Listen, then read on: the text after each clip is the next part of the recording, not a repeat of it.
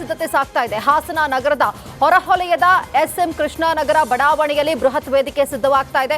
ಹಾಗಾಗಿ ಇಂದು ದಕ್ಷಿಣ ವಲಯದ IGP ಬೋರಲಿಂಗಯ್ಯ ಕಾರ್ಯಕ್ರಮ ನಡೆಯುವ ಸ್ಥಳಕ್ಕೆ ಭೇಟಿ ಕೊಟ್ಟು ಭದ್ರತಾ ಸಿದ್ಧತೆ ಬಗ್ಗೆ ಅಧಿಕಾರಿಗಳ ಜೊತೆ ಸಮಾಲೋಚನೆಯನ್ನ ನಡೆಸಿದ್ದಾರೆ.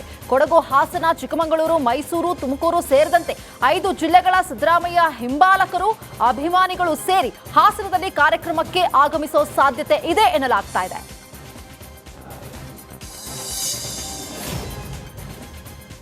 ಮಾಜಿ ಸಚಿವ KS ಈಶ್ವರಪ್ಪ ಅವರ ಪರ ಕಾಶಿ ಜಗದ್ಗುರು ಬ್ಯಾಟಿಂಗ್ ಮಾಡಿದ್ದಾರೆ. ಬಿಜೆಪಿ ಪಕ್ಷ ಈಶ್ವರಪ್ಪ ಅವರಿಗೆ ತಾಯಿ ಇದ್ದ ಹಾಗೆ, ಜನ್ಮ ಕೊಟ್ಟಿರುವ ತಾಯಿ ಒಬ್ಬರಾದ್ರೆ ಜೀವನ ಕೊಟ್ಟಿರುವ ತಾಯಿ ಬಿಜೆಪಿ ಪಕ್ಷವೇ ನನ್ನ ತಾಯಿ ಇದ್ದ ಹಾಗೆ ಅಂತ ಸ್ವತಃ ಈಶ್ವರಪ್ಪನವರೇ ಹೇಳಿದ್ದಾರೆ. ಹಾಗಾಗಿ ತಾಯಿ ಮನೆಗೆ ಈಶ್ವರಪ್ಪ ಬೇಗ ವಾಪಸ್ ಹೋಗಬೇಕು, ಅಲ್ಲದೆ ಈಶ್ವರಪ್ಪ ಅವರಿಗೆ ಪಕ್ಷ ಸಹ ಸೂಕ್ತ ಸ್ಥಾನಮಾನ ಕೊಡಬೇಕು ಅಂತ ಹೇಳಿದ್ದಾರೆ.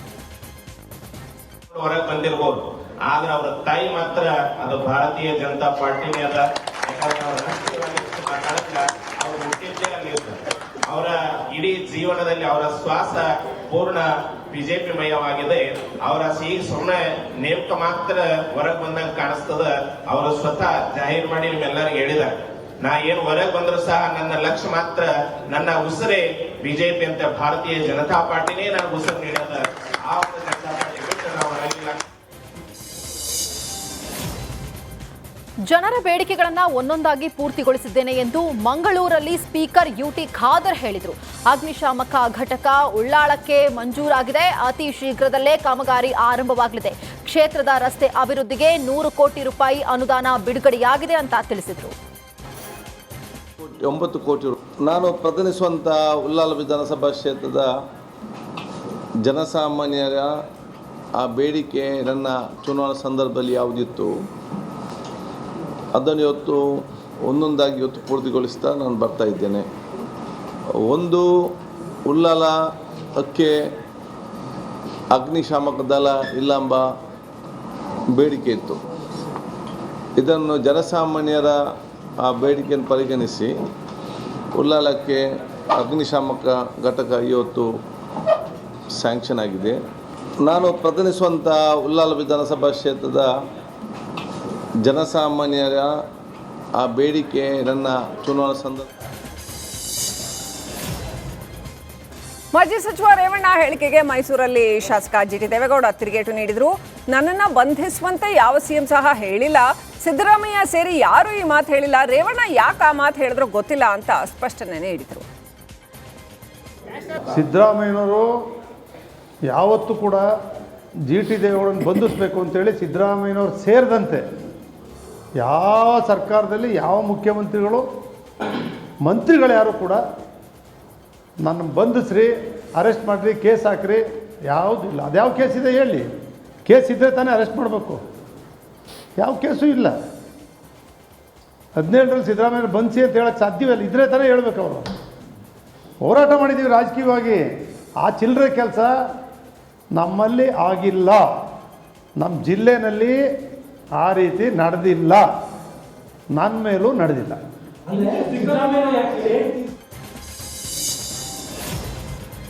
ಇನ್ನು ಇದೇ ವೇಳೆ ಯಡಿಯೂರಪ್ಪಗೆ ಅಧಿಕಾರ ತಪ್ಪಿಸಿದ್ದು ನಾನೇ ಎಂಬ ಮಾಜಿ ಸಚಿವ ರೇವಣ್ಣ ಹೇಳಿಕೆ ಸತ್ಯ ಅಂತ GTD ಹೇಳಿದ್ರು. ಈ ವಿಚಾರ ಮೊದಲೇ ರಾಜ್ಯದ ಜನರಿಗೆ ಗೊತ್ತಿತ್ತು, ಇವತ್ತು ರೇವಣ್ಣ ಒಪ್ಪಿಕೊಂಡಿದ್ದಾರೆ ಅಷ್ಟೇ ಎಂದ್ರು.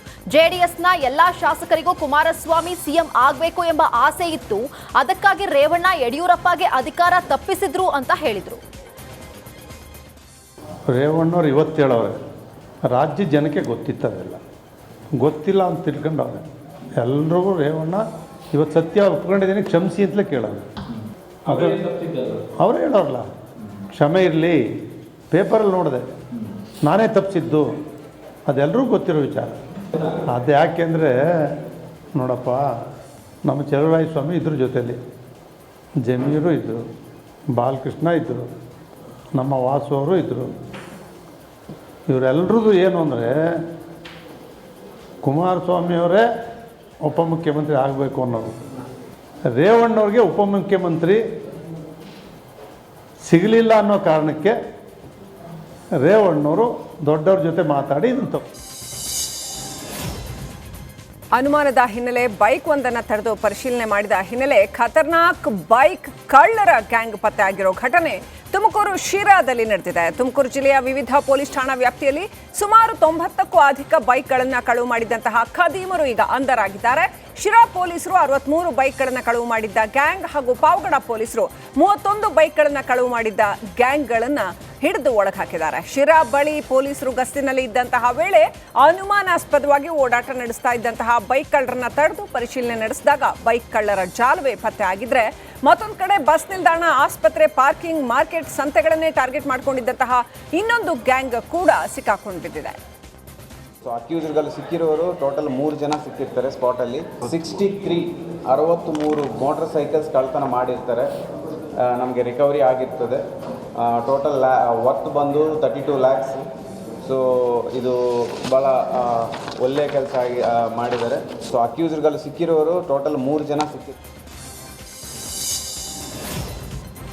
ವಿಜಯಪುರ ನಗರ ದಿನದಿಂದ ದಿನಕ್ಕೆ ಬೆಳೆಯುತ್ತಿದ್ದು ಟ್ರಾಫಿಕ್ ಗಂಭೀರ ಸಮಸ್ಯೆಯಾಗಿ ಪರಿಣಮಿಸಿದೆ. ನಗರದಲ್ಲಿ ವಾಹನ ಸವಾರರಿಗೆ ಸಂಕಷ್ಟ ತಟ್ಟುತ್ತಿರೋ ಟ್ರಾಫಿಕ್ ಸಮಸ್ಯೆಯನ್ನ ಬಗೆಹರಿಸುವುದಕ್ಕೆ ನೂತನ ಎಸ್ಪಿ ಲಕ್ಷ್ಮಣ್ ನಿಂಭರಗಿ ಮುಂದಾಗಿದ್ದಾರೆ. ನಗರದ ಪೊಲೀಸ್ ಭವನದಲ್ಲಿ ಈ ಕುರಿತು ಸಾರ್ವಜನಿಕರು, ವಾಹನ ಸವಾರರು, ಮಾರ್ಕೆಟ್ನಲ್ಲಿರುವ ವ್ಯಾಪಾರಸ್ಥರ ಜೊತೆಗೆ ಸಭೆ ನಡೆಸಿ ಮಾಹಿತಿ ಸಂಗ್ರಹಿಸಿದರು. ಟ್ರಾಫಿಕ್ ಕಿರಿಕಿರಿ ಸುಧಾರಿಸುವುದಕ್ಕೆ ಅಗತ್ಯ ಕ್ರಮ ಕೈಗೊಳ್ಳುವಂತೆ ತಮ್ಮ ಅಧಿಕಾರಿಗಳಿಗೆ ಸೂಚನೆ ನೀಡಿದರು. ಇನ್ನೊಂದು ವಾರದಲ್ಲಿ ನಗರದ ಟ್ರಾಫಿಕ್ ಸಮಸ್ಯೆ ಕ್ಲಿಯರ್ ಮಾಡುವಂತೆ ಸೂಚನೆಯನ್ನ ನೀಡಿದರು.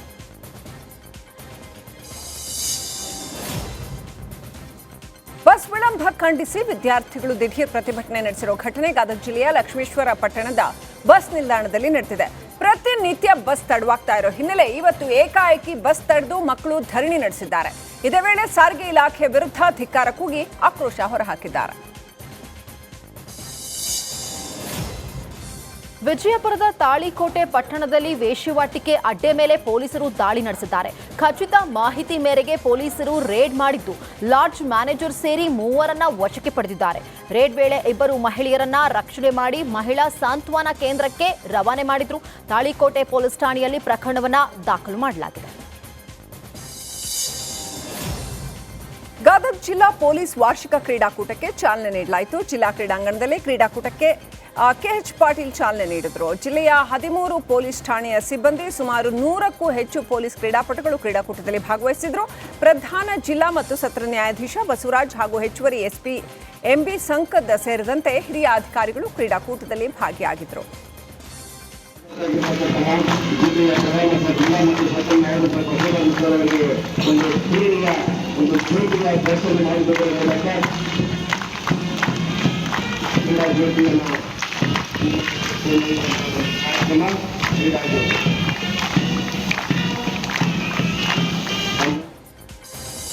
ಬೆಂಗಳೂರಲ್ಲಿ 100 ಎಕರೆ ಮೇಲೆ ವಕ್ಫ್ ಕಣ್ಣು ಬಿದ್ದಿದೆ. ಬಂಗಾರದಂತಹ ಭೂಮಿ ವಕ್ಫ್ ವಶವಾಗುತ್ತಾ ಅನ್ನೋ ಆತಂಕ ಶುರುವಾಗಿದೆ. ಗೆಜೆಟ್ ದಾಖಲೆಗಳಲ್ಲಿ ವಕ್ಫ್ ಆಸ್ತಿ ಅಂತ ಉಲ್ಲೇಖವಾಗಿದೆ. ಭೂಪಸಂದ್ರ ಗೊಲ್ಲಹಳ್ಳಿಯ ಒಟ್ಟು 196 ಎಕರೆ ವಕ್ಫ್ಗೆ ಸೇರಿದ್ದು ಅಂತ ನಮೂದಿಸಲಾಗಿದೆ. ಕಿರುತೆರೆ ನಟಿ ದೀಪಿಕಾ ದಾಸ್ ತಾಯಿ ಪದ್ಮಲತಾಗೆ ಜೀವ ಬೆದರಿಕೆ ಕರೆ ಬಂದಿದೆ. ಅಪರಿಚಿತ ವ್ಯಕ್ತಿಯೊಬ್ಬ ಕರೆ ಮಾಡಿ ಅವಾಚ್ಯ ಶಬ್ದಗಳಿಂದ ನಿಂದಿಸಿದ್ದಾನೆ. ಈ ಸಂಬಂಧ ಮಾದನಾಯಕನಹಳ್ಳಿ ಠಾಣೆಗೆ ದೂರನ್ನ ದಾಖಲಿಸಲಾಗಿದೆ. ಬೆಂಗಳೂರಿನ ಕಲಾಸಿಪಾಳ್ಯ ಪೊಲೀಸರು ಭರ್ಜರಿ ಕಾರ್ಯಾಚರಣೆ ನಡೆಸಿದ್ದಾರೆ. ನವೆಂಬರ್ 19ರ ಬೆಳಗಿನ ಜಾವ ಮನೆಗೆ ನುಗ್ಗಿ ದರೋಡೆ ಮಾಡಿದಂತಹ 5 ಖದೀಮರನ್ನ ಪೊಲೀಸರು ಬಂಧಿಸಿದ್ದಾರೆ. ಉಮಾರ್ ಅಹಮದ್, ಶಹಜಾದ್ ಪಾಷಾ ಸೇರಿ 5ರನ್ನ ಪೊಲೀಸರು ಅರೆಸ್ಟ್ ಮಾಡಿದ್ರು. ಜೆಸಿ ರಸ್ತೆಯ ಯೂನಿಯನ್ ಬ್ಯಾಂಕ್ ಬಿಲ್ಡಿಂಗ್ನ 4ನೇ ಫ್ಲೋರ್ನ ಮನೆಯಲ್ಲಿ ಇವರು ದರೋಡೆ ಮಾಡಿದ್ರು. ಮಂಡ್ಯ ಅಬಕಾರಿ ಇಲಾಖೆಯಲ್ಲಿ ಭ್ರಷ್ಟಾಚಾರ ನಡೆದಿರುವ ಆರೋಪ ಕೇಳಿಬಂದಿದೆ. ಲೋಕಾಯುಕ್ತದಲ್ಲಿ ದೂರು ದಾಖಲಾಗ್ತಾ ಇದ್ದಂತೆ ಅಬಕಾರಿ ಇಲಾಖೆಯ ಡಿಸಿ ರವಿಶಂಕರ್ ಲಾಂಗ್ ಲೀವ್ ಹಾಕಿ ಎಸ್ಕೇಪ್ ಆಗಿದ್ದಾರೆ. ಕರೆ ಮಾಡಿದ್ರು ಕರೆಯನ್ನ ಸ್ವೀಕರಿಸ್ತಾ ಇಲ್ಲ. ಅಬಕಾರಿ ಡಿಸಿ ರವಿಶಂಕರ್ ಅವರ ಈ ನಡೆ ಈಗ ಅನುಮಾನಕ್ಕೆ ಕಾರಣವಾಗಿದೆ. ಬೆಳಗಾವಿಯ ಚಳಿಗಾಲದ ಅಧಿವೇಶನದಲ್ಲಿ ಮತ್ತೆ ಕಿರಿಕ್ ತೆಗೆಯೋದಕ್ಕೆ ಎಂಇಎಸ್ ಪುಂಡರು ನಿರ್ಧರಿಸಿದ್ದಾರೆ. ಕರ್ನಾಟಕ ಸರ್ಕಾರಕ್ಕೆ ಸೆಡ್ ಹೊಡೆಯೋದಕ್ಕೆ ಎಂಇಎಸ್ ಮುಂದಾಗಿದೆ. ಚಳಿಗಾಲದ ಅಧಿವೇಶನದ ಪ್ರತಿಯಾಗಿ ಮಹಾಮೇಳಾವ್ ನಡೆಸೋದಕ್ಕೆ ಸಿದ್ಧತೆ ನಡೆಸಲಾಗ್ತಾ ಇದೆ. ಮಹಾಮೇಳಾವ್ ನಡೆಸಿ ಸಿಎಂ ಸಿದ್ದರಾಮಯ್ಯಗೆ ಮನವಿ ಕೊಡೋದಾಗಿ ಎಂಇಎಸ್ ನಾಯಕರು ಹೇಳ್ತಾ ಇದ್ದಾರೆ. ಮಾಜಿ ಶಾಸಕ ಮನೋಹರ್ ಕಿಣೇಕರ್ ಅಧ್ಯಕ್ಷತೆಯಲ್ಲಿ ಬೆಳಗಾವಿ ನಗರದಲ್ಲಿ ಸಭೆ ನಡೆಸಿ ತೀರ್ಮಾನ ಕೈಗೊಳ್ಳಲಾಗಿದೆ.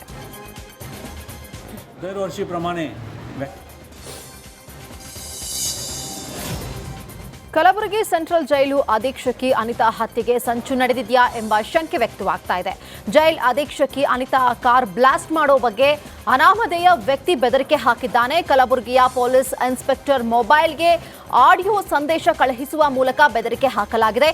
ಜೈಲಿನಲ್ಲಿ ಕೈದಿಗಳ ಹೈಫೈ ಲೈಫ್ ವಿರುದ್ಧ ಕಟ್ಟುನಿಟ್ಟಿನ ಕ್ರಮಕ್ಕೆ ಅನಿತಾ ಮುಂದಾಗಿದ್ರು. ಇದರಿಂದ ಕೆರಳಿರುವ ಕೈದಿಗಳು ಬೆದರಿಕೆ ಆಡಿಯೋ ಕಳುಹಿಸಲಾಯ್ತಾ ಎಂಬ ಶಂಕೆ ವ್ಯಕ್ತವಾಗ್ತಾ ಇದೆ. ಬೆದರಿಕೆ ಬೆನ್ನಲ್ಲೇ ಪೊಲೀಸ್ ಇಲಾಖೆ ಹೈ ಅಲರ್ಟ್ ಆಗಿದೆ. ನಮ್ಮ ಗೌರ್ಮೆಂಟ್ ಕಾರ್ ಏನಿದೆಯಲ್ಲ ಅದನ್ನು ಬ್ಲಾಸ್ಟ್ ಮಾಡ್ತೀವಿ ಅಂತ ಹೇಳಿಬಿಟ್ಟು ಒಂದು ಸುದ್ದಿ ಇದೆ ಅಂತ ಹೇಳ್ತಾ ಇದ್ದಾರೆ. ಮಾರ್ನಿಂಗ್ ಕೂಡ ಇದಕ್ಕೆ ನಾವು ಲಿಂಕ್ ಮಾಡ್ಬೋದಾದರೆ ಹುಬ್ಬಳ್ಳಿಯಿಂದ ಒಂದು ಪರ್ಸನ್ನು ನನಗೆ ಕಾಲ್ ಮಾಡಿದರು ನನ್ನ ನಂಬರ್ಗೆ. ನನ್ನ ನಂಬರ್ ಅವ್ರಿಗೆ ಹೆಂಗೆ ಸಿಗ್ತಾ, ಈ ಏನು ದುಡ್ಡು ಏನು ಟ್ರಾನ್ಸ್ಫರ್ ಮಾಡಿದ್ರಲ್ಲ ಅವ್ರಿಗೆ ಹೆಂಗೆ ಸಿಗ್ತಾ, ಅದು ಒಂದು ಪ್ರಶ್ನೆ. ಈ ಹುಬ್ಬಳ್ಳಿ ಪರ್ಸನ್ ಅವ್ರಿಗೆ ಹೆಂಗೆ ಸಿಗ್ತಾ, ಅವ್ರದ್ದು ನೀವು ಅವ್ರು ಫೋನ್ ಮಾಡಿದ್ದೇನೆ ನೀವು ಅಧೀಕ್ಷಕಿ ಅನಿತಾ ಅವರ ಅಂತ ಕೇಳಿದ್ರು. ಅವ್ರು ಇನ್ನೊಂದೇನೋ ಕೇಳ್ತಾರೆ, ನಾವು ಸೋಷಿಯಲ್ ವರ್ಕರು ಹಂಗೆ ಹಿಂಗೆ ಅಂತ ಕೇಳ್ತಾರೆ.